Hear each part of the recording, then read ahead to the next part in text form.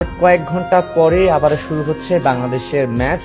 বলতে গেলে বাঁচা মরার লড়াই আজকের খেলার উপর ডিপেন্ড করছে যে বাংলাদেশের মিশন কি স্পোর্টস ওয়ার্ল্ড কাপে এখানে শেষ নাকি চলতেই থাকবে ফাইনাল পর্যন্ত।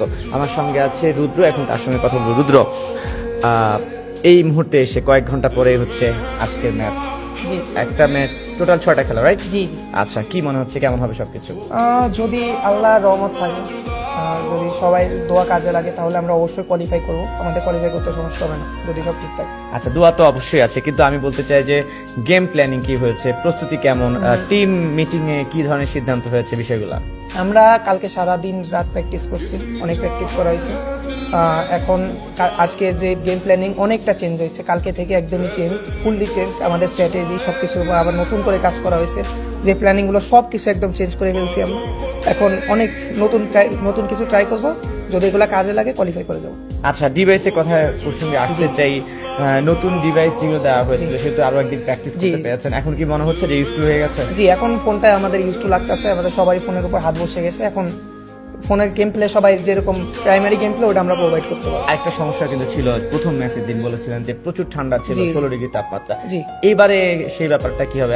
আজকেও তো তাই হতে পারে। আজকেও হবে, এটা হবেই, এটা আমাদের কিছু করার নাই। কজ ওয়েদার, এনভায়রনমেন্ট সবকিছু তো সবার উপরে চিন্তা করে তারপরে এটা ডিপেন্ড করে, তো আমাদের একার উপরে ইকুয়েটাকে বরদাস্ত করবে না।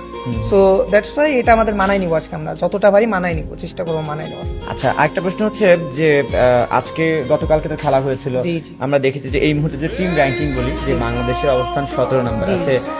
আজকে যদি বাংলাদেশকে এই বাধা উঠে পরের পর্বে যেতে হয়, কি কি বাধা উত্তরাতে হবে, কত পয়েন্ট লাগবে আপনার কাছে? দেখেন পয়েন্টস গ্যাপ খুব একটা নেই, অল্প, একদমই অল্প পয়েন্টস গ্যাপ সব টিমের ভিতরে।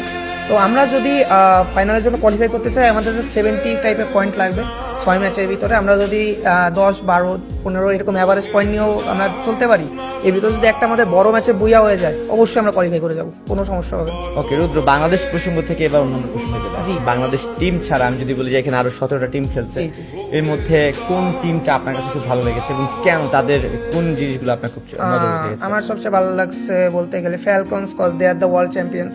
আগের বারও তারা স্পোর্টস ওয়ার্ল্ড কাপে চ্যাম্পিয়ন হয়েছে। দেন ইভোসের প্লেয়ার গুলাও খুব ভদ্র এবং তারা মুসলিম, দ্যাটস ওয়াই আমি তাদের খুব পছন্দ করছি। আর এই 17টা টিমের মধ্যে অভদ্র মনে হচ্ছে কোন টিমটাকে সবচেয়ে বেশি? কোনো টিমকে অভদ্র মনে হয় নাই, বাট কিছু টিম থাকে যাদের অ্যাটিটিউড টাইপ বেশি থাকে, লাইক ব্রাজিলিয়ান টিমস গুলো। বাকি যত টিমস আছে, লাইক থাইল্যান্ডস হোক, মালয়েশিয়া হোক, ইন্দোনেশিয়ানস হোক, পাকিস্তান হোক, তারা খুবই হাম্বল, তারা সবসময় শ্রদ্ধা দিয়ে কথা বলে। আচ্ছা, আরেকটা যদি প্রশ্ন করি, এখন যে রেড হকস তো ফ্রি ফায়ার থেকে এবার স্পোর্টস ওয়ার্ল্ড কাপে অংশগ্রহণ করলো। স্পোর্টস বলতে তো আরো অনেক আছে, পাবজি আছে, কল অফ ডিউটি আছে, অনেকগুলো আছে। বাংলাদেশের অন্যান্য টিমগুলোর অবস্থা কি? অন্যান্য টিমগুলো যেমন আমাদের যে ফ্রি ফায়ারের প্রতিদ্বন্দ্বী, কিন্তু পাবজি ওয়ান কাইন্ড অফ খুব একটা মারামারি থাকে সমর্থকদের মধ্যে। পাবজি কেন সুযোগ পেল না বলে আপনার কাছে মনে হয়? আমাদের কোয়ালিফিকেশনসটা জাস্ট ন্যাশনাল ওয়াইজ হয়েছে, তো দ্যাটস আমাদের খুব একটা বাধা অতিক্রম করতে হয় না। বাট পাবজির যে জিনিসটা সেটা হচ্ছে লাইক সাউথ এশিয়ান টাইপের হয়ে গেছে, সাউথ এশিয়ান না বাট এশিয়া টাইপের হয়ে গেছে। ওদের কোয়ালিফিকেশনসটা বেশি টাফ আমাদের থেকে, দ্যাটস ওরা কোয়ালিফাই করতে পারে না, বিকজ ওদের সেক্টরটা একটু বেশি টাফ আমাদের কোয়ালিফিকেশনস থেকে ওয়ার্ল্ড কাপের ক্ষেত্রে।